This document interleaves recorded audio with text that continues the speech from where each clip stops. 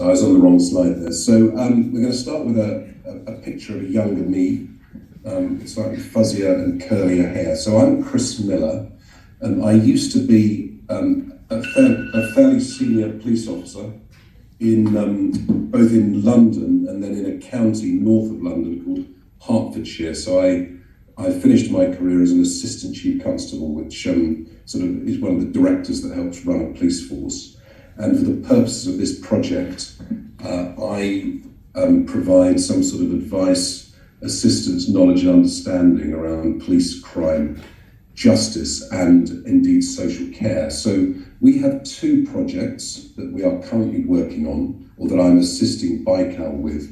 One involves the organised theft of cars, which is a very significant problem in the UK, and another project on helping to prevent child protection incidents and reduce the cost for local authorities and other agencies intervening in the lives of children whose parenting is not providing them with a good start in life.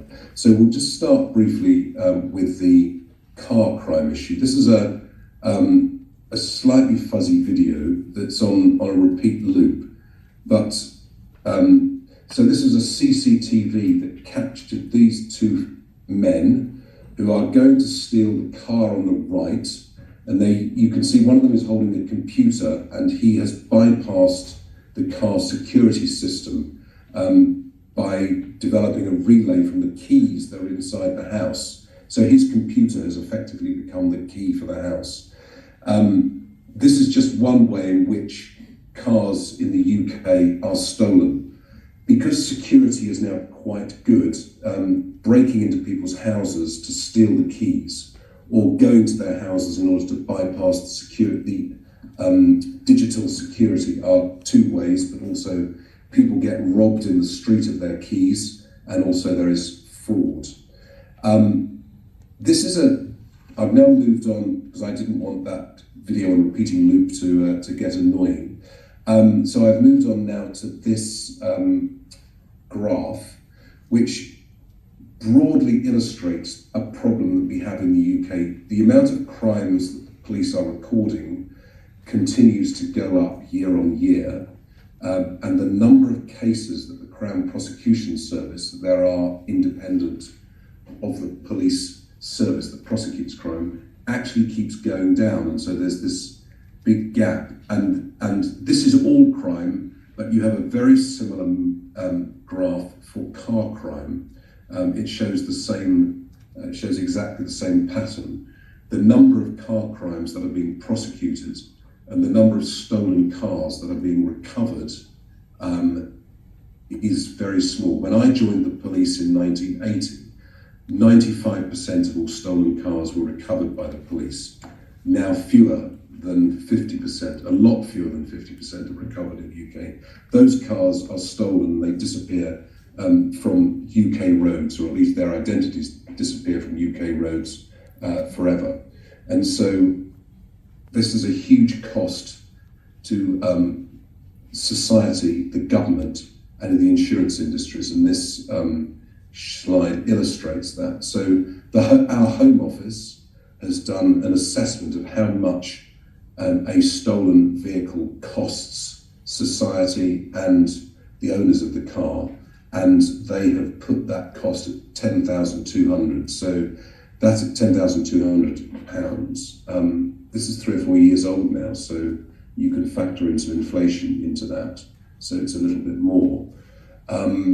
This is the cost of replacing the car for the insurance company, the cost of investigating it, and all of the other associated societal costs, including the prosecution of this small number of people that get caught. So the annual cost to the UK economy is 1.1 billion.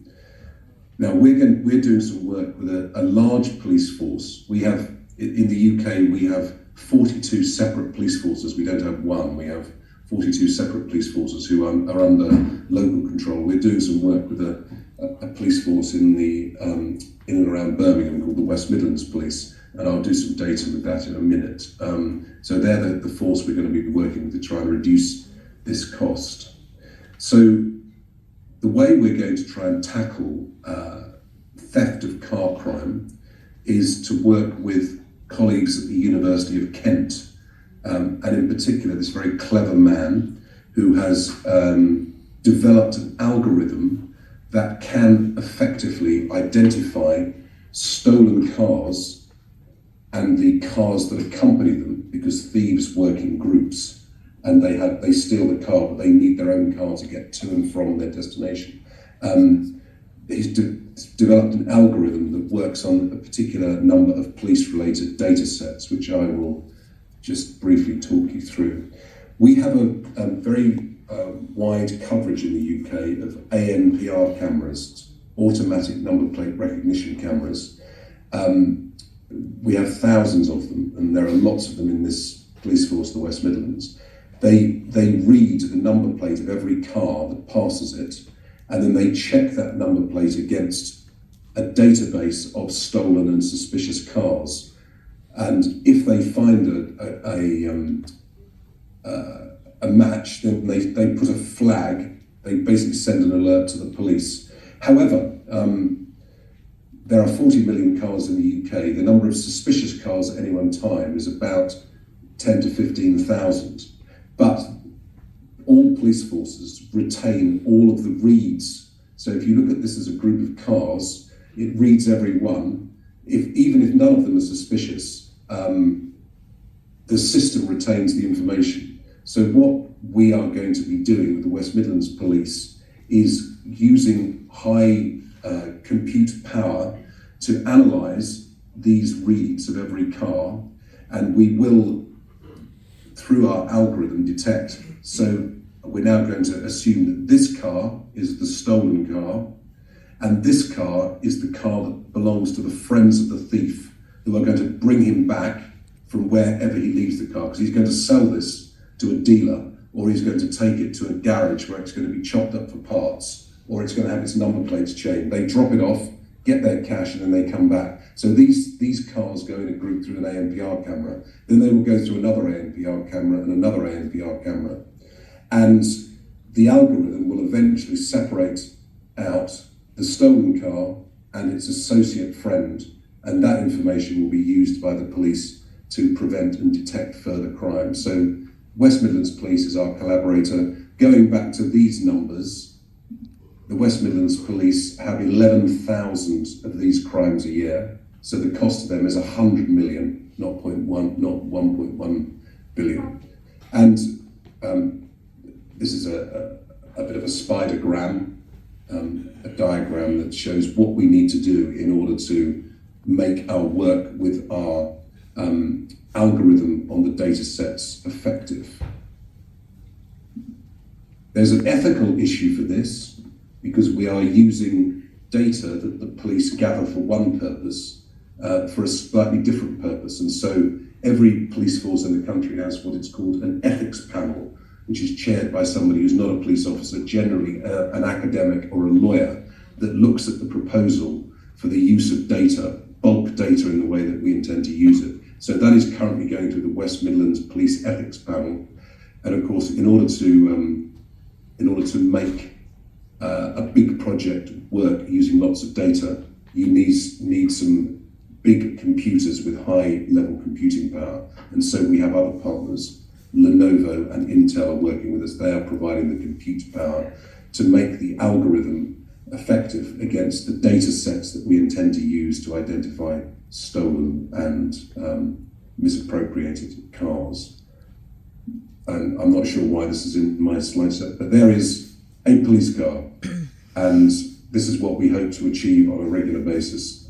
Police cars stopping the stolen car and their friends in their accompanying car, the bandit car as we call it, the car that contains the friends of the thief who are going to bring him back from his meeting with the person that's going to buy the car or take it from him. And West Midlands Police say that if we can make a 5% difference in the number of car crimes they experience, or the number of cars that they can recover, then it becomes an effective project. So West Midlands is one of 42 police forces Our police forces in the UK gather into regions, and so the West Midlands Police is a lead region for the central part of the UK. There are 14 police regions, and so our aim eventually is to scale this up across 14 ANPR regions across the whole country, gathering together all 42 police forces into the project, because cars travel the length and breadth of the country. It only becomes really effective if you've got the data for the whole of the UK, because a car stolen, a car stolen here in the West Midlands, so this is where we're going to be operating, goes to here, Felixstowe, to be put on a boat, or it comes down to Southampton to be put on a boat, or it goes up to Lancashire, to Sefton to be put on a boat, and on a tanker, and it leaves the country and it goes elsewhere. So that is our car project. Do you want me, Raj, to stop there to take questions, or shall I continue?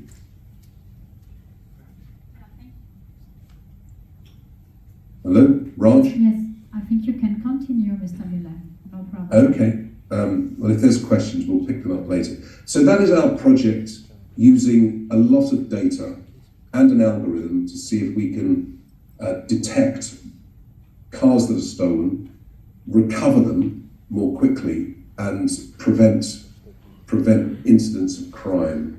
The whole thing is an organised enterprise. So at the top of the pyramid, there are quite a small number of people organising it, although there are lots of people on the ground carrying out the work of the main organisers. So a completely different type of project,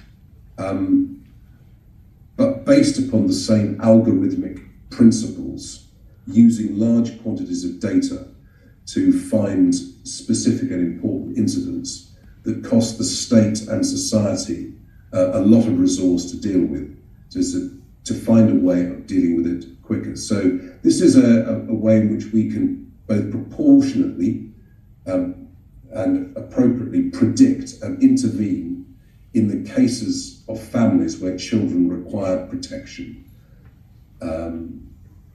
So our collaborator here is Coventry City Council, which is, as it happens, also part of the West Midlands family. So it's in the same, very much in the same geographical area. And this is some data. Hopefully this you will use different phrases for this, but you will get the general idea. So if a child is struggling at home, then the council will put in a plan with the parents to help that child improve. So in Coventry, there are 3,000 such children. The cost is worked out by the government at about £1,700 per year, and that gives Coventry a cost of 5.6 million. When a child it goes beyond failing to develop, failing to do well, but actually needs protecting from harm, then the numbers are smaller, but the costs are higher. So you can see there's roughly half that number of children who are in difficulties on plans. So these are heavily supervised family arrangements, and you can see the cost there. So the cost to Coventry there is 11 million. And then when we get to the point where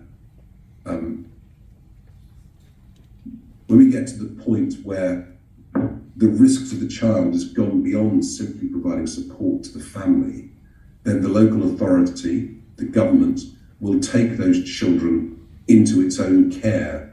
So those children either go into supervised government homes, or they are placed with experienced foster parents, but they clearly need a lot of support and there's a lot of resource. So again, the numbers of children who are looked after, have been taken away from their parents, is much smaller, but the costs per child is much bigger, and that is the big cost upon Coventry City Council's budget. Now this is this rather grainy map.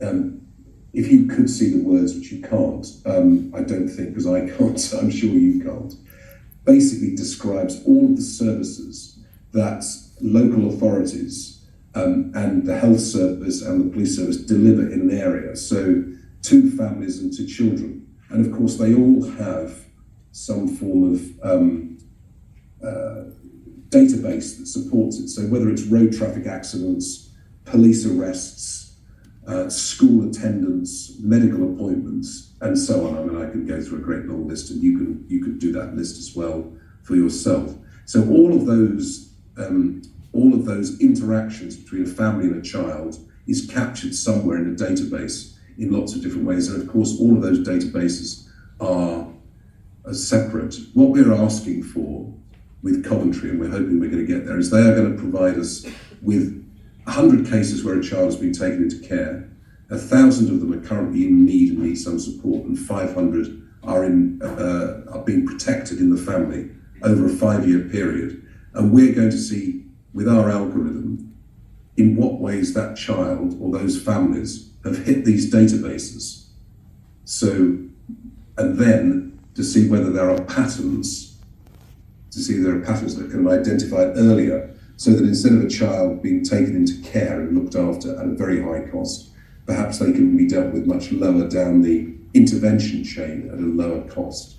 So this is just an illustration of that. All of that data creates a data lake, lots and lots of data. We analyze that data. We have machine learning so that each case causes our algorithm to work better, and that then provides us with real-time data understanding of children that are heading, perhaps, and families that are heading to a high-level intervention, so that the council can move in quicker and provide a more effective resource at lower cost. And I was provided this slide by my good friend Raj, and he wants to describe with a diagram how that data processing will work. All the things you need to collect the data, you need to get it into an appropriate files. Anyway, you can read the words on there. So, and you end up with an output that tells the council this particular set of children are at risk of becoming looked after, taken into protection, or in need, because our algorithm has worked it out from its analytics on the many piles of data in our data lake, and now is the time to intervene, and you can intervene at lower cost quickly. And of course, it isn't just about cost, it's because these children have lives to live ahead of them, and the better their childhood, the more likely they are to be successful as adults and to make their way in the world. So that, I think, is probably just about taken up the time you allocated for me, and that is my presentation. Thank you. Thank you so much, Mr. Miller, for joining us at this really early morning there in the UK. I think all the questions will be taken afterward. So thank you so much again for your time this morning for you. Now I will invite Mr. Raj Sandhu, CEO of AHB.ai, will give us an overview of what they are doing here at SRTIP.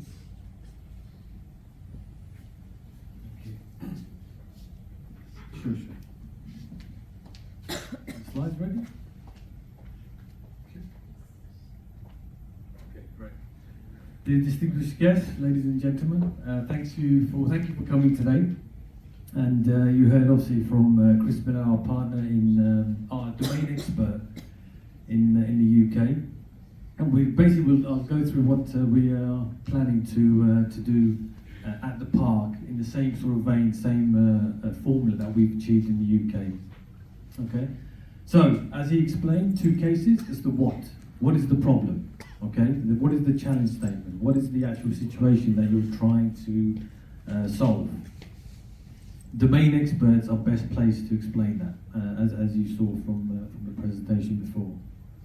And where, right? So again, Birmingham has a specific problem. That's just coincidence. Birmingham is no different to a lot of the other places, but at least we have data. We understand what is going on from that location. Having that specific information helps us to target what we are trying to solve.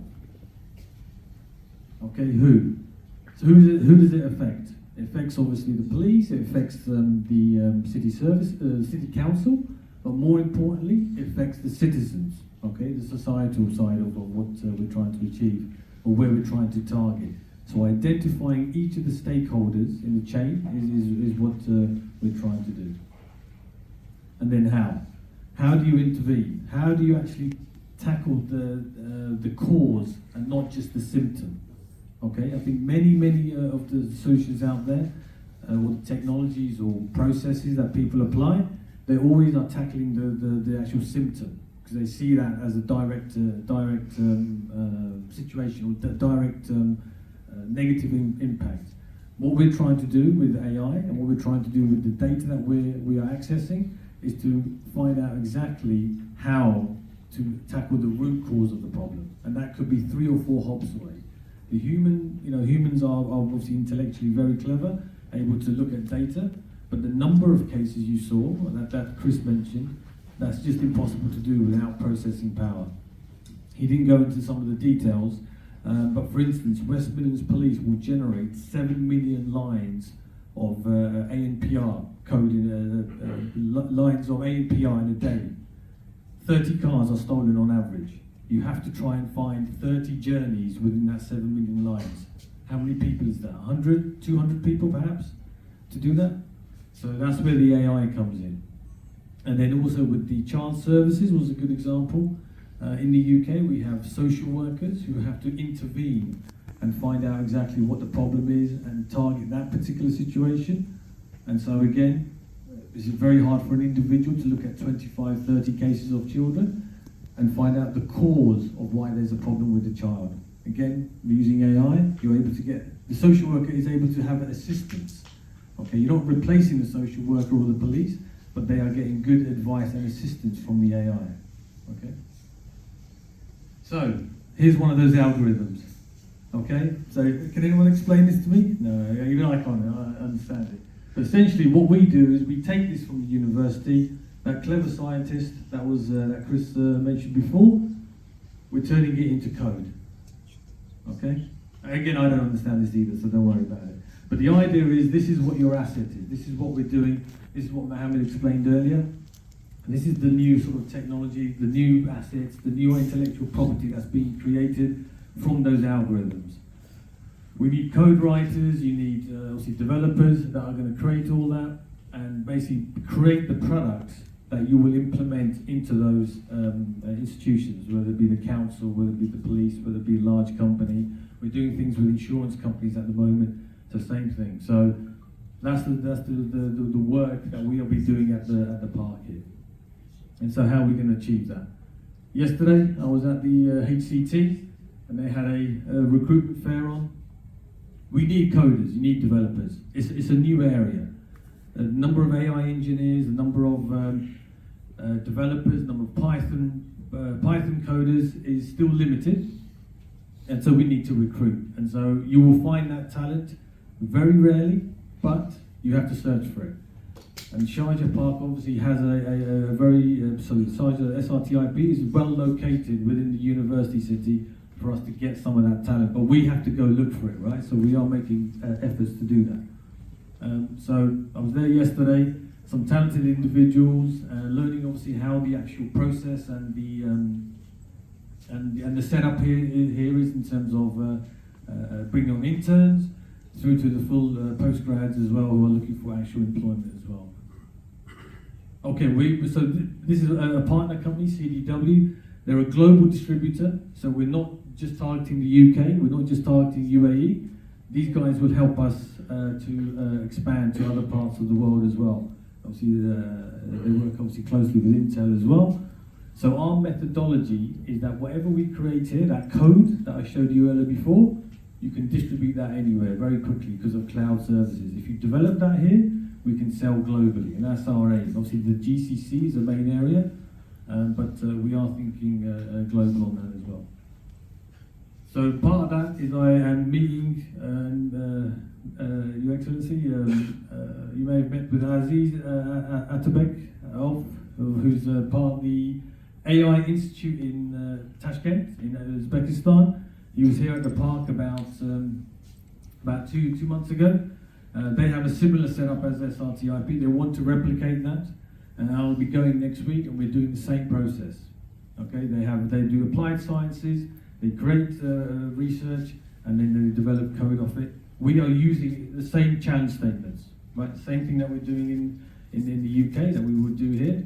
We are progressing to other parts of the world as well. And that's one of the other elements that obviously the UK and the UAE have been working on as well. This was signed in December, I think, last year.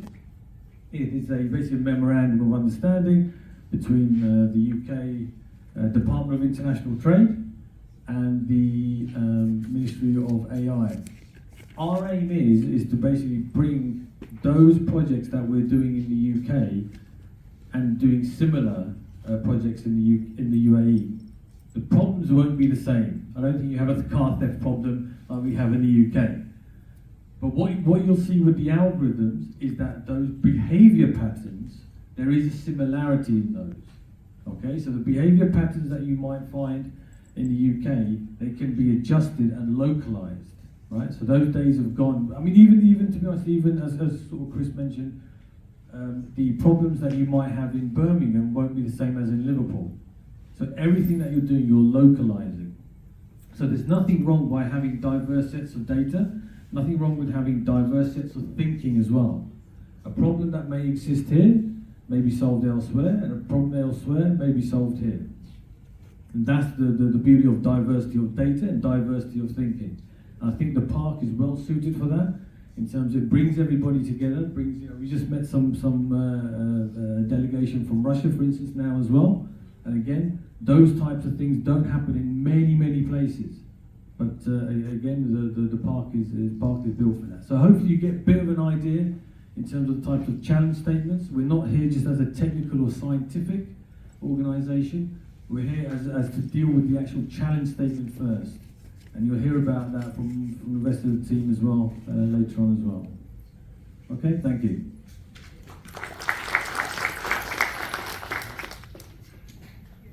Thank you so much, Raj.